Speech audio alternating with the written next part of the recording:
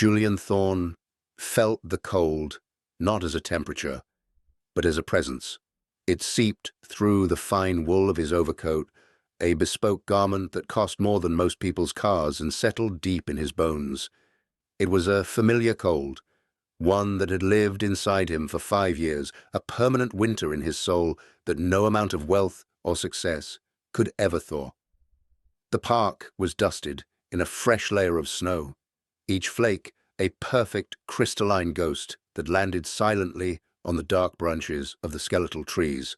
Children laughed in the distance, their joy a sound from another language, one he no longer understood.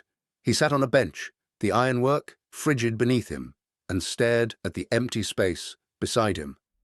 5 years ago, Clara had sat there. Her laughter had been the real warmth in this park, a melody that had made the very air shimmer. He pulled out his phone, his thumb hovering over the saved image on his screen. It was them, on this very bench. Clara was bundled in a vibrant canary yellow scarf, her head thrown back in a laugh, snowflakes caught in her dark hair like scattered diamonds. He was looking at her, his own face in the photo, so open and full of light, it seemed to belong to a stranger. He couldn't remember the last time he had looked like that. He closed his eyes, the memory a sharp, physical ache in his chest. The scarf. She had knitted it herself, spending weeks hunched over her needles, her tongue caught between her teeth in concentration. She had woven little white daisies into the pattern, a secret signature that was hers alone. A portable piece of sunshine for the greyest days, she had called it. After the accident, in the whirlwind of grief and paperwork and the suffocating sympathy of others, the scarf had vanished. He had searched for it, a frantic, desperate hunt for one last, tangible piece of her warmth. It was gone, like everything else. A small sound broke through his reverie. Not far from his bench, a woman and a little girl were trying to build a snowman. They were a stark contrast to his own monochromatic existence.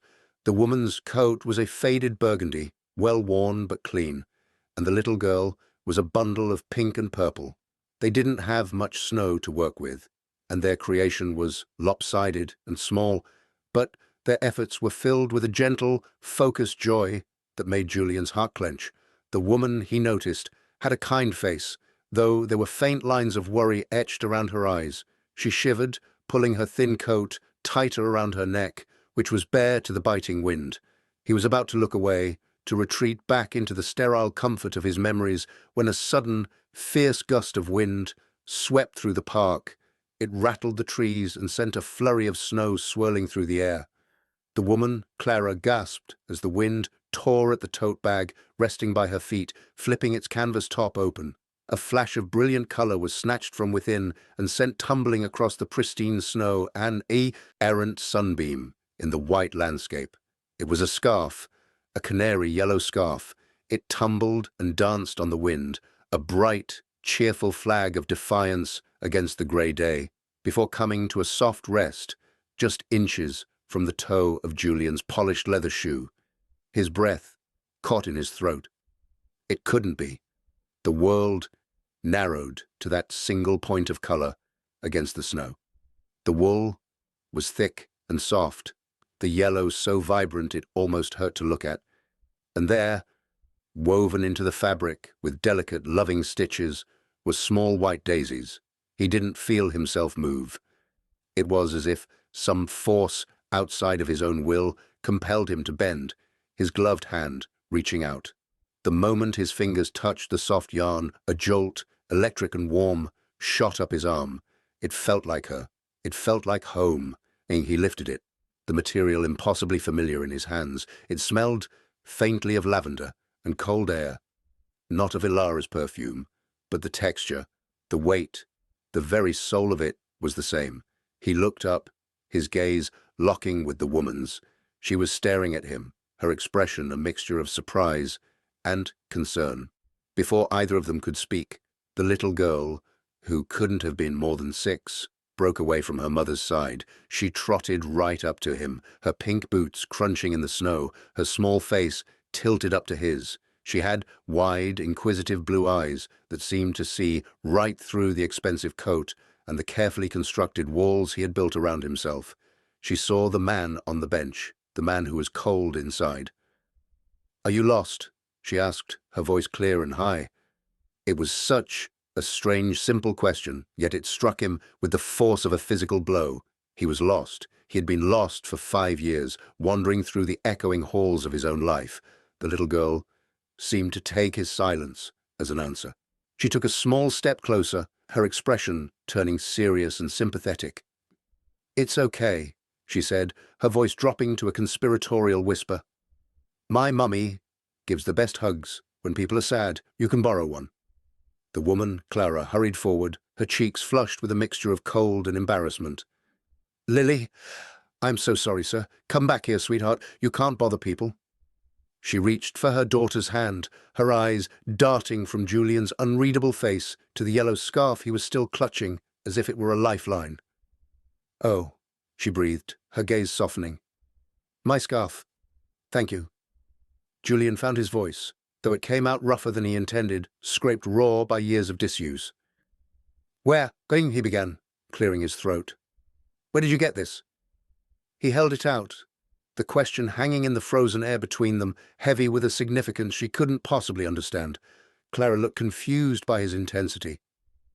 "Oh, I found it at a little second-hand shop on the east side a few weeks ago," she explained, her voice gentle.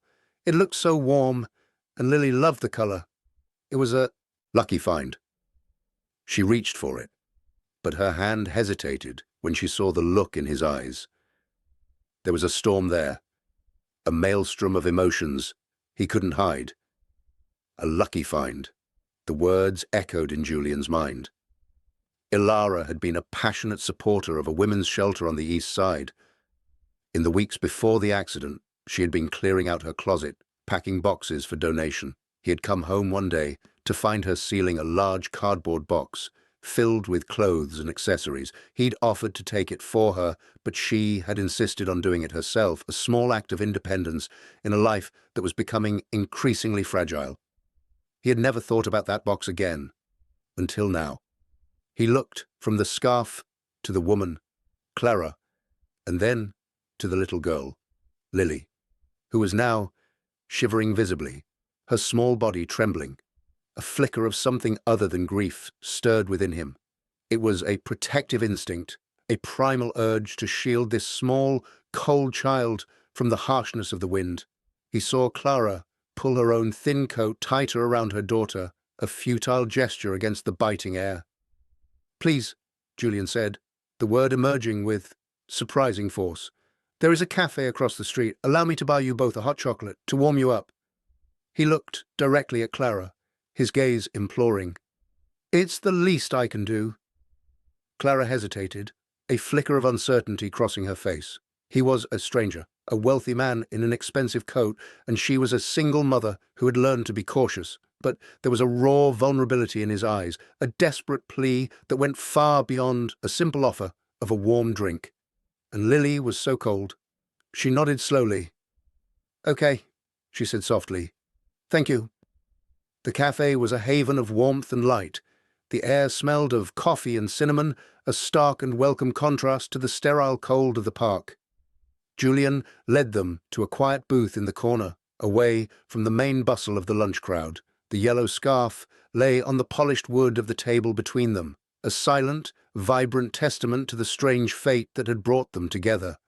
Lily, immediately revived by the warmth, began to draw on a paper napkin with a crayon the waitress had provided.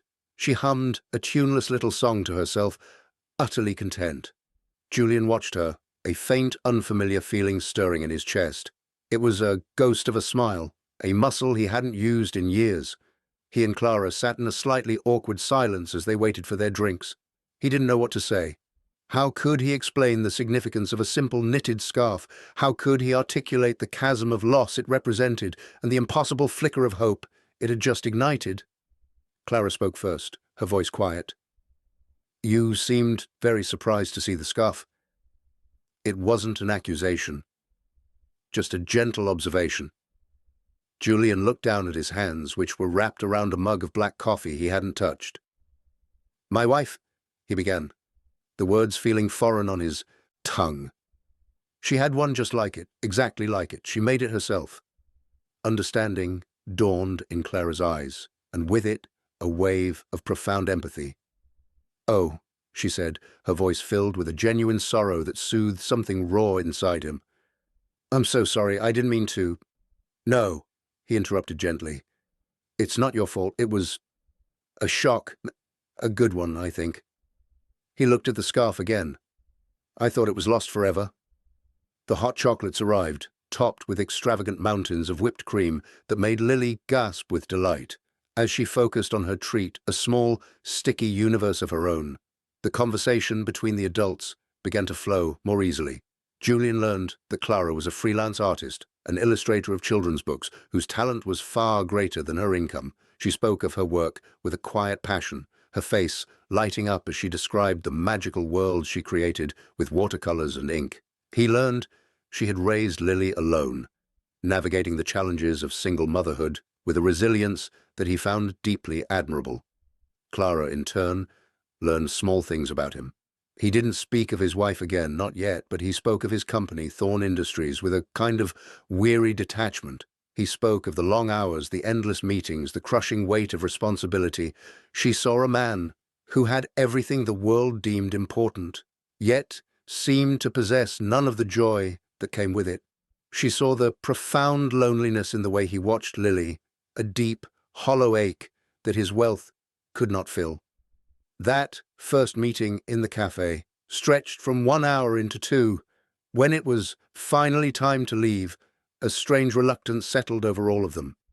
As Clara bundled a sleepy Lily into her coat, Julian found himself unwilling to let the connection sever. He couldn't let them just walk out of his life, taking that impossible ray of sunshine with them. "Your work," he said, the idea forming even as he spoke. "My company has a charitable foundation. We support children's literacy programs. We are always looking for talented illustrators for our promotional materials." It was true, but he knew in that moment that he would create a project specifically for her, if he had to. Clara's eyes widened. "Really?" The hope in her voice was so pure, so unguarded, it made something in his chest ache. "Yes," he said, pulling out a business card. His hand was steady. "Send me your portfolio. We can discuss it next week." As they parted ways on the snowy sidewalk, Clara turned back.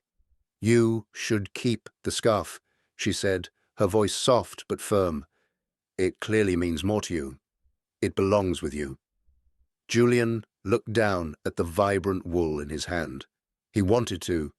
Part of him wanted to snatch it back, to hoard this piece of his past. But then he looked at Clara's bare neck and at Lily, who was watching him with those wide, knowing eyes. Keeping it felt like closing a door that had just been opened. It felt like choosing the past over the possibility of a future. "No," he said, his voice surprisingly clear. He stepped forward and, gently, carefully, wrapped the scarf around Clara's neck. His fingers brushed against her skin, and the brief contact was warm, real. "It looks better on you," he said. "Just wear it, please." And Clara nodded, her eyes shining with unshed tears. She clutched the warm wool, a silent promise passing between them. As he watched her and Lily walk away, the yellow scarf a brilliant beacon against the descending twilight, Julian Thorne felt the ice inside him shift. It was not a thaw, not yet, but it was a crack, a small, definitive crack. The following week, true to his word, Julian created a project. He called it the Storybook Initiative, a program to donate beautifully illustrated books to underserved schools and hospitals. It was a worthy cause, one Alara would have loved, but its true purpose was singular: to bring Clara Vance and her daughter back into his orbit. He reviewed her portfolio, which was filled with whimsical, heartwarming drawings that possessed a rare and genuine magic.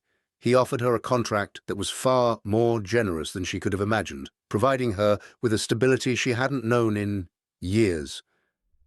Their meetings became a regular occurrence, They started in the sterile conference rooms of Thorne Industries, discussing color palettes and character designs, but they soon migrated to warmer, more personal spaces. They met in the cafe from that first day, or at a quiet corner table in a small Italian restaurant near her apartment. Often, Lily would be with them, a small, bright presence who treated Julian with an uncomplicated affection that continued to dismantle his defenses piece by piece. He learned the small details of their lives. He learned that Lily loved dinosaurs and hated carrots. He learned that Clara listened to classical music while she worked and had a talent for finding four-leaf clovers.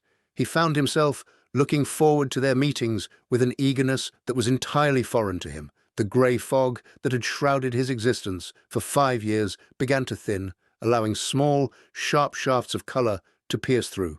One afternoon, he invited them to his home. It was a sprawling, modern mansion of glass and steel overlooking the city, a place designed more for impressing business partners than for living. It was a testament to his success and a monument to his loneliness. The moment Clara and Lily stepped inside, the house seemed to exhale, the cold, echoing silence replaced by the sound of Lily's happy chatter and the soft tread of Clara's boots on the marble floors. Lily was instantly captivated. She explored the vast living room with the fearless curiosity of a seasoned adventurer, her small hands tracing the patterns on a silk rug, her face reflected in the polished surface of the grand piano. Julian found himself watching her, a real smile touching his lips. He hadn't played the piano since Ilara died. She had been the one who filled the house with music. Later, while Lily napped on a plush sofa, curled up like a kitten, Julian and Clara sat in the kitchen, a cavernous space of stainless steel and granite. He had intended for his housekeeper to serve them, but Clara had insisted on making tea herself, moving about the unfamiliar kitchen with a natural grace that made it feel, for the first time, like a home. The warmth of the tea mug in his hands and the quiet intimacy of the moment loosened something within him. He found himself talking about Ilara, not just about her death, but about her life. He told Clara about Ilara's terrible singing voice and her infectious laugh, about her passion for gardening and her quirky habit of naming the birds that visited their feeder. He spoke of her kindness, her strength, and the vibrant way she had moved through the world. He stood and led Clara to his study, a room he kept exactly as it had been 5 years ago. On his desk, in a simple silver frame, was the photograph from the park. He picked it up and handed it to her. "This was her," he said, his voice thick with emotion. Clara took the frame, her fingers tracing the glass over Ilara's smiling face. She looked so full of life, so radiant, wearing the canary yellow scarf. "She's beautiful," Clara whispered, her voice filled with a deep, sincere compassion that asked for nothing in return. "And she looked so happy." "We were," Julian said simply. And then she was gone. He told her everything then. The sudden diagnosis, the brief, brutal illness that had stolen her from him, far too soon. The accident had been a mercy, in a way, sparing her the final, painful stages of her decline. But it had left him with a world of unspoken goodbyes. Tears streamed down his face, hot and silent. He hadn't cried like this, not even at the funeral. He had been too numb, too busy being the stoic, grieving husband. But here, in the quiet presence of this kind, gentle woman, the dam finally broke. Clara didn't say anything. She simply reached out and placed her hand on his arm, a small, warm point of contact in his cold, lonely universe. It was a gesture of pure, uncomplicated empathy. It was enough. In that moment of shared vulnerability, Clara found the courage to share a piece of her own story. She told him about Lily's father, a man she had loved deeply, who had panicked at the prospect of fatherhood and vanished from their lives before Lily was born. She spoke not with bitterness, but with a quiet sadness for the love she had thought was real and the small family that had never had a chance to be. Their shared histories of loss and heartbreak forged a new, deeper bond between them. They were two lonely souls who had found a kindred spirit in the most unexpected of circumstances, brought together by a child's innocence and a thread of yellow wool. As they sat in the quiet study, the setting sun casting long shadows across the room, a small, sleepy voice drifted from the living room. "Mommy," Lily called out, her voice fuzzy with sleep. "Julian?" The sound of his name, linked so naturally with hers, sent a tremor through Julian. It sounded right. It sounded like a beginning. He looked at Clara, and in her eyes he saw the same startled recognition. They weren't just a client and a contractor anymore. They were something more, something fragile and new, but something undeniably real. The weeks that followed were filled with a quiet, blossoming happiness. Julian, Clara, and Lily fell into a comfortable rhythm. He would often leave the office early to meet them at the park, pushing Lily on the swings or helping her build more ambitious snowmen. They would have dinner together, sometimes at his house, sometimes squeezed into the tiny kitchen of her cozy apartment.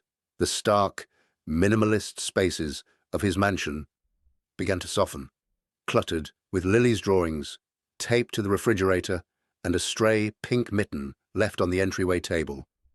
Julian's staff noticed the change in him immediately. His perpetual scowl was replaced by a more neutral expression, which occasionally gave way to a genuine smile. His voice lost some of its harsh, authoritative edge. Mr. Harrison, his longtime butler, who had served the family for decades and had adored Clara, watched the transformation with quiet approval. He saw the way Julian's eyes followed Clara, the way his entire demeanor softened whenever Lily was near.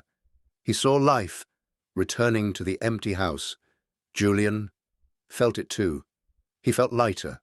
The crushing weight of grief he had carried for so long was still there, but it no longer defined him. It was becoming a part of his story, not the entire book. Clara and Lily were a new chapter, one he hadn't known he was desperate to write. He was falling in love, not in a way that erased his love for Clara, but in a way that expanded his capacity for it. His heart, which he had thought was broken beyond repair, was proving to have a remarkable capacity for healing. He wanted to share his world with them, all of it. The annual Thorne Industries charity gala was approaching, a glittering affair that was the pinnacle of the city's social calendar. In previous years, he had made a brief obligatory appearance and left as quickly as possible. This year, he wanted to stay. He wanted to have Clara by his side. He asked her one evening, his voice tinged with a nervousness he hadn't felt since he was a teenager. "Clara," he began, "the gala for the foundation is next Saturday. I was hoping I would be honored if you and Lily would come as my guests." Clara's eyes widened. A charity gala was a world away from her quiet life of paintbrushes and bedtime stories. She felt a flutter of insecurity. "Oh, Julian, I don't know. I don't have anything to wear to something like that." "Let me take care of that," he said quickly, a warm smile spreading across his face. "Please, say yes. It would mean the world to me." And so, a few days later, Julian arranged for a private appointment at the city's most exclusive boutique. He watched, mesmerized, as Clara tried on gown after gown. She was beautiful in all of them. But when she emerged in a deep, sapphire blue dress that shimmered under the lights, his breath caught. It matched the deep, kind blue of her eyes. For Lily, he found a princess-like dress of pale gold, which made her twirl with unrestrained glee. Seeing them, so happy, so beautiful, filled him with a fierce, protective pride. For the first time in 5 years, he was excited about the future. The night of the gala arrived, a swirl of crystal chandeliers, champagne, and polite, meaningless conversation. Julian felt a familiar sense of detachment as he navigated the crowded ballroom. But this time, it was different. Clara was on his arm, her presence a warm, calming anchor in the sea of superficiality. Lily, holding his other hand, looked around with wide-eyed wonder, her golden dress making her look like a tiny fallen star. For a while, it was perfect. People stared, of course. Whispers followed them through the room. The The city's most eligible and famously reclusive widower had arrived with a beautiful, unknown woman and a small child. But Julian didn't care. He introduced Clara not as his contractor, but as his dear friend, his voice firm and proud. He felt Clara relax beside him, her initial nervousness melting away as she saw his unwavering support. But the bubble of their happiness was fragile. As they were standing near the grand staircase, a woman approached them. It was Eleanor Vance, a distant cousin of Alara's, and a board member of one of the charities Thorne Industries supported. She was a woman who dealt in social currency and perceived slights, her smile as sharp and cold as broken glass. "Julian, darling," she cooed, her eyes flicking dismissively over Clara and Lily. "So good to see you out and about." Her gaze lingered on Clara's simple, elegant gown. "I see you found a distraction. How lovely." Julian's spine stiffened. "Eleanor," he said, his voice dangerously low. "This is Clara Vance and her daughter Lily. They are my honored guests." Eleanor's smile didn't waver, but her eyes were venomous. She leaned in, her voice dropping to a stage whisper that was perfectly calculated to be overheard by Clara. "It's just so soon, isn't it? One has to wonder what dear Alara would think, replacing her so quickly. And with her." The final word was weighted with a universe of disdain, a clear judgment on Clara's unknown status, her lack of pedigree, her very existence in their gilded world. The cruel words struck Clara with the force of a slap. The warmth of the evening vanished, replaced by a mortifying, icy shame. She felt the eyes of everyone around them, felt their judgment. She was an imposter, a second-hand woman in a borrowed dress, a temporary placeholder in a dead woman's life. She saw the truth of it then, or what she believed was the truth. She didn't belong here. She never would. But the most painful blow came not from Eleanor, but from Julian. The color drained from his face. The name Ilara, spoken with such venom, seemed to flip a switch deep inside him. The warmth in his eyes vanished, replaced by a haunted, distant look she had not seen since that first day in the park. The old grief, the guilt, the fear, it all came rushing back, a tidal wave that swept away the fragile happiness they had built. He saw Ilara's face in his mind, her sad, disappointed eyes. Was Eleanor right? Was he betraying his late wife? Was this all a foolish attempt to recapture a love that was gone forever? The fear was a cold hand gripping his heart, the fear of forgetting Alara, the fear of loving someone new and losing them too. The pain was too great, the risk too immense. He panicked. He didn't defend Clara. He didn't confront Eleanor. He simply froze, retreating into the cold, safe fortress of his grief. He turned to Clara, his expression unreadable, his voice clipped and formal. "It's getting late. Perhaps it's time for Lily to be in bed. I'll have my driver take you home." The abrupt dismissal was more painful than any insult. It was a confirmation of her worst fears. She was just a distraction, and the distraction was no longer welcome. She nodded numbly, her throat too tight to speak. She gathered a confused and tired Lily, avoiding Julian's gaze. She allowed him to escort them to the door in a silence that was heavier and colder than any snowstorm.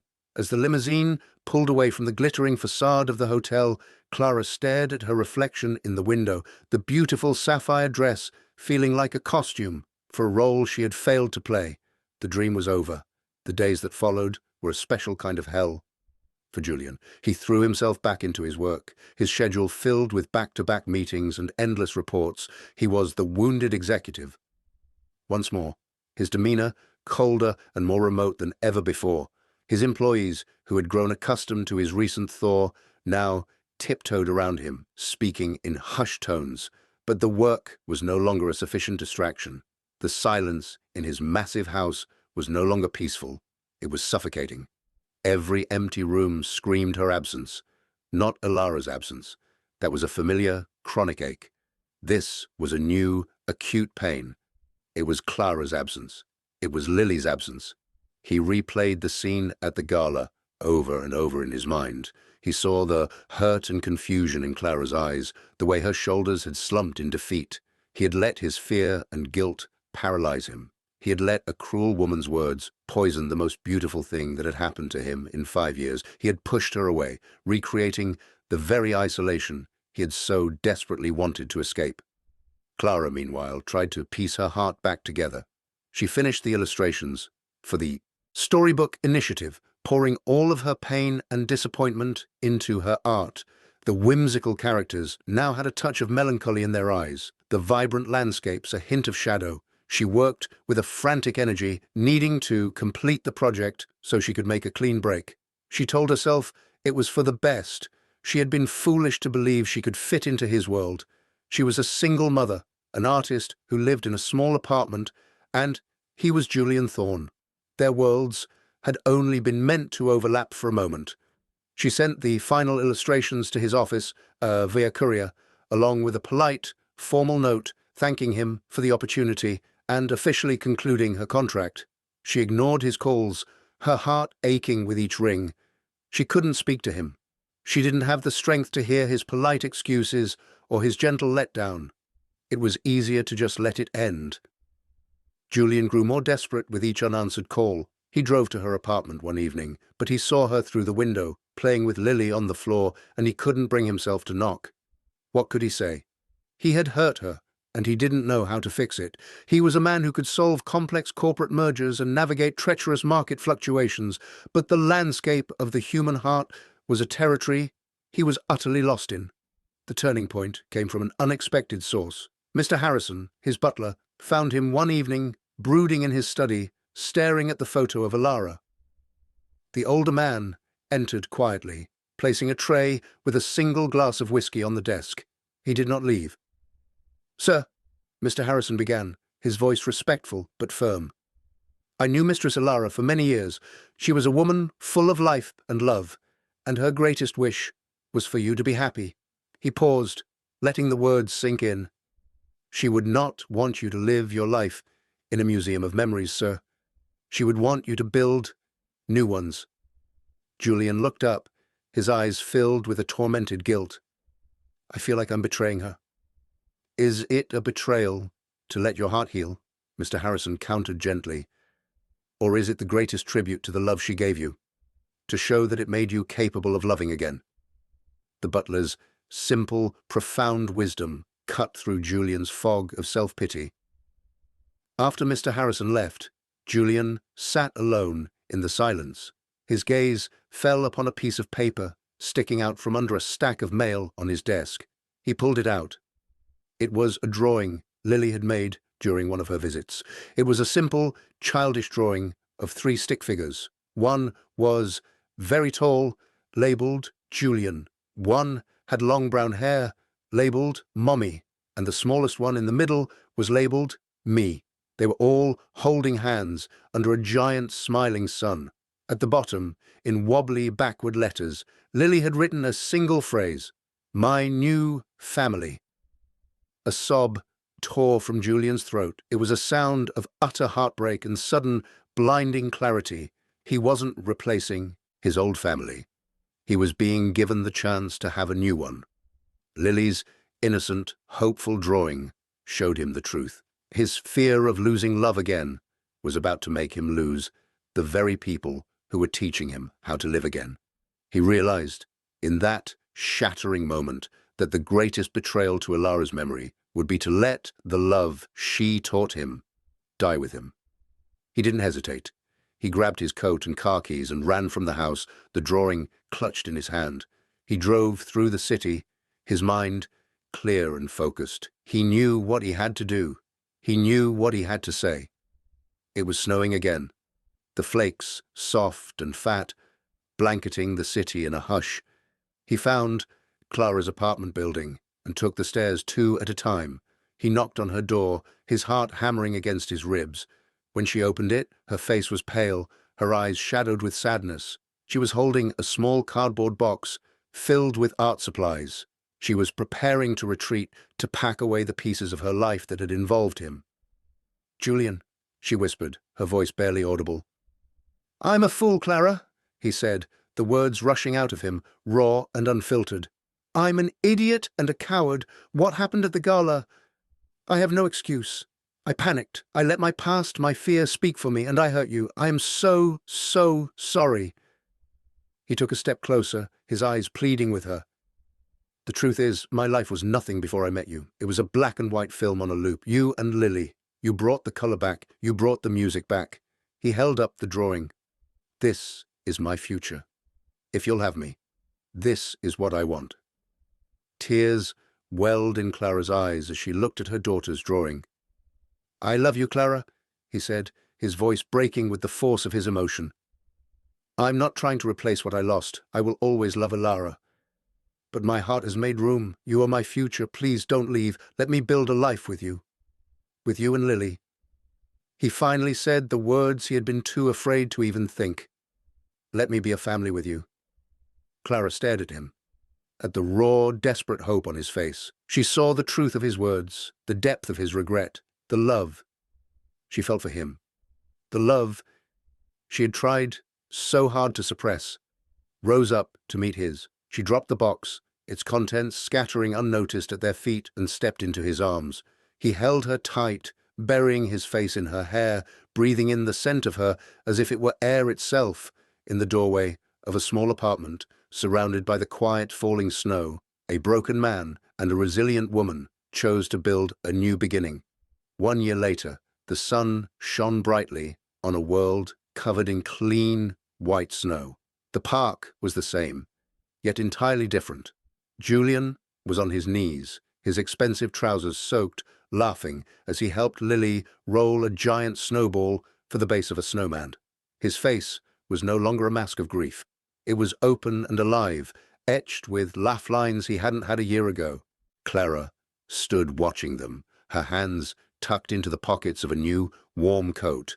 Around her neck, a brilliant beacon of color, was the canary yellow scarf. It was no longer a symbol of a love that was lost, but a testament to a love that was found. It was the thread that had stitched their disparate lives together into a beautiful, unexpected tapestry. Julian looked up and saw her watching, his eyes filled with a love so profound it took her breath away. He stood, brushing the snow from his knees, and walked to her side. He wrapped his arms around her, pulling her close against the winter chill. Together, they watched Lily carefully place 2 pebbles for the snowman's eyes. "You know," Julian whispered, his lips close to her ear, "I used to come to this bench to remember everything I had lost." He gestured to the spot where he had sat in his lonely vigil a year before. "It was a place of ghosts for me." He turned her to face him, his hands cupping her cheeks, his thumbs gently stroking her skin. "Now," he said, his voice soft with reverence, "I come here to celebrate everything I have found." He leaned in and kissed her, a slow, deep kiss filled with the quiet promises of 1,000 shared tomorrows. It was a kiss that tasted of cold air, warm coffee, and the undeniable, breathtaking hope of being truly, completely home. Lily ran to them then, her arms wrapping around their legs, her bright, happy laughter, the perfect melody for their new beginning. The 3 of them stood together, a small, strong family, their warmth a defiant sun against the winter landscape. They were no longer lost. They had found their way,